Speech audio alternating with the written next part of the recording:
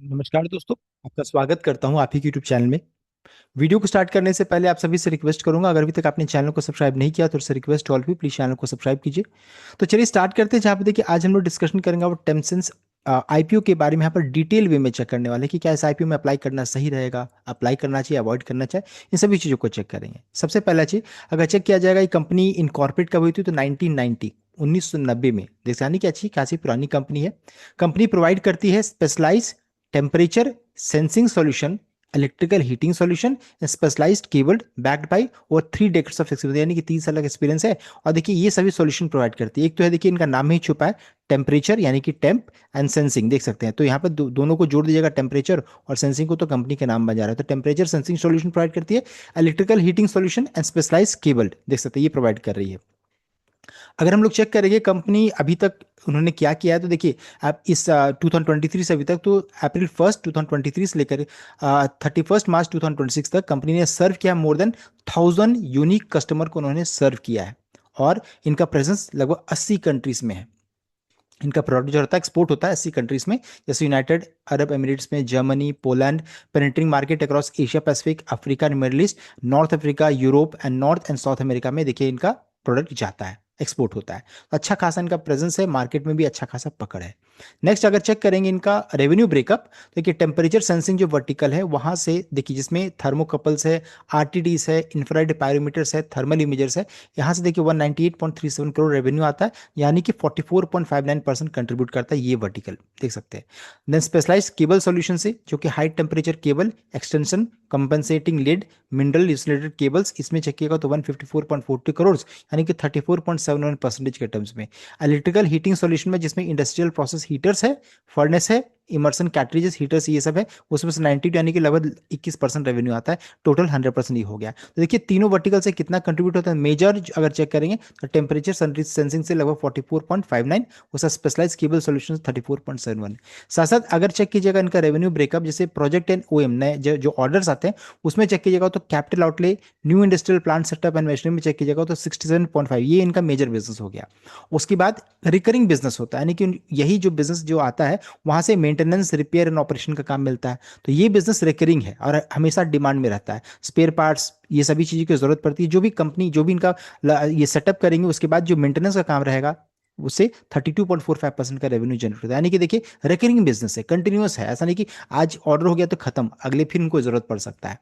Next अगर check करेंगे किसी सेक्टर में, तो देखिए मेटल्स में जैसे स्टील, एल्यूमिनियम 24% शेयर है। जैसे blast furnace, heat treatment process, यहाँ पर जो भी मेटल सेक्टर है उसमें इनको जरूरत पड़ती है ब्लास्ट फर्नेस की हीट ट्रीटमेंट प्रोसेस को, तब इनका यहाँ से लगभग 24% देखिए रेवेन्यू जनरेट हो रहा है। ऑयल एंड गैस, पेट्रोकेमिकल में 17% है। जैसे रिफाइनरीज, हाई टेम्परेचर की जरूरत पड़ती है फ्लूइड मॉनिटरिंग के लिए, तो यहाँ भी जरूरत है। पावर जनरेशन में 14% का है, जैसे बॉयलर्स हुआ, टर्बाइन हुआ, थर्मल मॉनिटरिंग, यहाँ 14% है। उसके अलावा सीमेंट्स, ग्लास एंड सेरामिक से 12% का, जैसे kiln monitoring, high temperature insulation sensing. Automotive and general, यानी यहाँ पे से 11% का, जैसे component manufacturing, engine thermal testing के लिए। और एरोस्पेस एंड डिफेंस में भी है 22% का, देख सकते हैं शेयर है। यानी कि specialise high reliability mission equipment है, देख सकते हैं। यानी कि बहुत सारे सेक्टर को ये केटर करती है। तो देखिए इनका प्रोडक्ट का हाई डिमांड है, ये चीज यहाँ पर देखने को मिल रहा है। अब देखिए इनका प्रोडक्ट को चेक करेंगे, देखिए एज माइक्रो, यहाँ पर फोटोग्राफ्स दिया गया है। एज राइट, बहुत सारी चीजें तो हम लोगों ने देखा भी नहीं होगा, तो चलिए ठीक है, लेकिन मेनली है कि इंडस्ट्री में यूज होता है। और देखिए mineral insulated high temperature heating cable है। देखिए ये सेंसर हो जैसा हो गया, देन वायर के वायर जैसा हो गया, देख सकते हैं। ये सभी को आप चेक कर सकते हैं। ट्रांसफॉर्मर वाइंडिंग, देख सकते हैं, ये इनका प्रोडक्ट हो गया। और उसके अलावा अगर चेक करेंगे, देख सकते हैं ये थर्मोकपल है एंड एलुगार्ड मोल्टन थर्मोविल, तो ये सभी प्रोडक्ट हैं। तो आप इससे ये समझ में पूरा आ जा रहा है, ये बिजनेस हर कोई नहीं कर सकता है। ये बिजनेस जो रहता है ना, हर कोई नहीं कर सकता है, बिकॉज हाई एंट्री बैरियर है।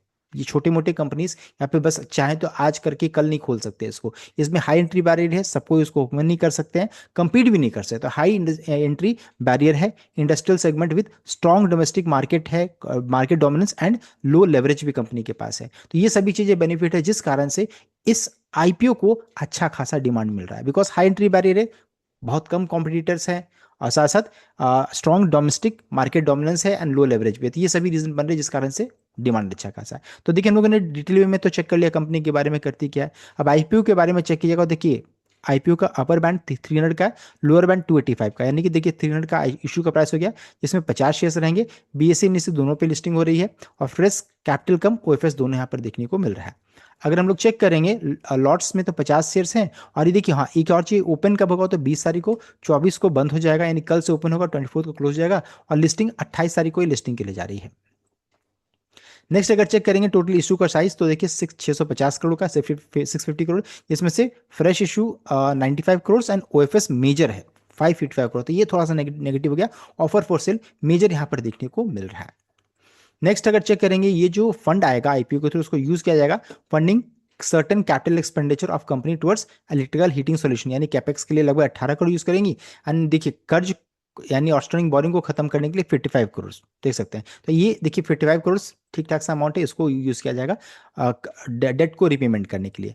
अब देखिए डेट्स को फिर से कंफर्म कर लेते हैं। इशू 20 तारीख से ओपन होगा, 24 को क्लोज होगा, अलॉटमेंट 25 को होगा, 25 अगस्त को। रिफंड जो रहता है, अगर मान लीजिए अलॉटमेंट नहीं मिला तो 26 अगस्त को रिफंड, और अलॉटमेंट मिल जाता है तो 26 अगस्त को आपकी डीमैट अकाउंट में शेयर आने लगेगा, और लिस्टिंग 27 अगस्त को, तो डेट को चेक कर सकते हैं आप। नेक्स्ट अगर चेक करेंगे कोटा, तो इसमें रिटेल के लिए 35% रिजर्वेशन रखा गया है, क्योंकि अभी के लिए 50 रहता है, नई के लिए 15 है। नेक्स्ट अगर चेक करेंगे लॉट साइज, तो रिटेल के लिए एक लॉट में 50 शेयर्स रहेंगे, 15,000 का इन्वेस्टमेंट। रिटेल मैक्सिमम 13 लॉट्स तक जा सकते हैं, 650 शेयर्स, 1,95,000 ये आपका इन्वेस्टमेंट अमाउंट रहेगा। और एस एच कैटेगरी 14 से स्टार्ट होगा, 66 तक जा सकते हैं, ये आपका लॉट मिनिमम मैक्सिमम बता दिया। और मैं बेचने कैटेगरी के लिए 67 है। नेक्स्ट अगर चेक करें कंपनी का फिनेंशियल देख सकते हैं, 271 हुआ करता 2024 में, जो बढ़ करके 661 हो गया कंपनी का एसेट। बहुत ही शानदार अच्छा खासा उछाल है। इनकम देखिए 278 से बढ़ करके 455 देखने को मिल रहा है, यानी कि अगर चेक करेंगे 2024 से अभी तक में कितना ग्रो किया है, तो रेवेन्यू लगभग 19% ग्रो कर रहा है। और प्रॉफिट आफ्टर टैक्स देखिए 40.92 से बढ़कर के 71 यहाँ पर हो गया, यानी कि लगभग 14% का उछाल देखने को मिल रहा है। और यहाँ भी चेक कीजिएगा, देखिए अच्छा खासा ग्रोथ देखने को मिल रहा है। एवरेज देखिए 61 से बढ़कर के 113 हो गया, हाइस्ट है। नेटवर्थ 180 से बढ़कर के 496 है। रिजर्व्स एंड सरप्लस 202 से बढ़कर के 465 है। और बोरिंग चेक कीजिएगा तो 30 से बढ़कर के 70, यानी कि कर्ज भी अच्छा खासा इंक्रीज किया है। रिजर्व्स बढ़ रहा है, लेकिन बोरिंग यानी कर्ज ही बढ़ा। लेकिन ये बताना चाहूंगा, इस बोरिंग में 55 करोड़ जो अभी हम लोग ने डिस्कस किया, इसको यूज किया जाएगा इस डेट को कम करने के लिए, तो मोस्ट चांसेस ये लगभग 20-22 करोड़ का रह जाएगा। तो ये चीज़ अच्छा यहाँ पर देखने को मिलेगा। ऑलमोस्ट कह सकते हैं फिर एक कर्ज मुक्त कंपनी, डेट फ्री कंपनी जैसा हो जाएगी। तो कंपनी का फाइनेंशियल बहुत शानदार है। साथ साथ अगर चेक करेंगे return on equity 13.54%, ROC 21.6%, debt to equity बहुत ही अच्छा 0.15, return on net worth 13.55, PAT margin 15.59, EBITDA margin 24.83, NAV 61.66 and price to book value 4.87 का देखने को मिला, थोड़ा हाई यहाँ पर है। तो कंपनी का फाइनेंशियल ओवरऑल चेक कीजिएगा तो बहुत ही शानदार है। ईपीएस देखिए 8.48 का है, प्राइस टू अर्निंग 35.38 है, मार्केट कैप लगभग 2514 करोड़ का देखने को मिला। मार्केट कैप थोड़ा छोटा है। एंड वैल्यूशन अब चलिए कंफर्म कर लेते हैं, कैसा वैल्यूशन है इसको चेक कर लेते हैं। देखिए इसका सबसे पहला चीज, कोई कॉम्पिटिटर का नाम बताया नहीं गया है, कोई कॉम्पिटिटर का नाम नहीं बताया गया, लेकिन हम लोगों ने क्या किया, इसमें से कुछ कुछ कॉम्पिटिटर को निकाला है जो लगभग इसी सेक्टर को बिलोंग करेगी। तो टेम्सन जो रहता है ये thermal sensing and industrial heating से रिलेटेड है। Kaynes technology industrial EMS and electronics related है। सिरमा को चेक करेंगे तो इंडस्ट्रियल इलेक्ट्रॉनिक्स एंड असेंबली से है। सोना BLW precision auto component and engineering से रिलेटेड है। देख सकते हैं ये इन सभी कंपनीज को मैंने यहाँ पर निकाला है।